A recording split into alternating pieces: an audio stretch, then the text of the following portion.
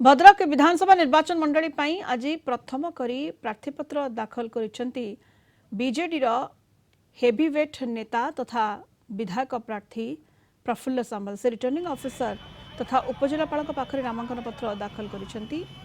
Bypass Jagannath मंदिर परिसर में पूजार्चना करी सेठारु एक विशाल शोभायात्रा रे आसी उपजिलापाल कार्यालय में पहुंची नामांकन पत्र दाखल करिसेंती।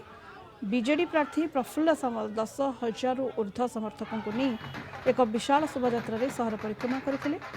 एही शोभायात्रा रे भद्रक सांसद प्रार्थी मंजुलता मंडल, भंडारी पोखरी विधायक प्रार्थी संजीव मल्लिक, भद्रक पौराध्यक्षा गुलामकी हबीब, भद्रक ब्लॉक अध्यक्ष उर्मिला नायक, पूर्वतन विधायक मुक्तिकांत मंडल, जिला सभापति जगन्नाथ स्वाई प्रमुखों सहित बहु वरिष्ठ नेता उपस्थित थिले।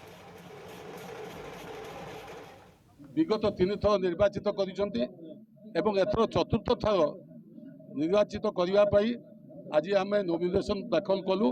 से दलर नेता नवीन पट्टनायक पाखे विशेष विशेष कृतज्ञ एवं मो विश्वास अच्छी जे जो आशा भरसा रखी नवीन बाबू मत टिकेट देइचंती लड़िया मु ताको विश्वास को दृढ़ीभूत करी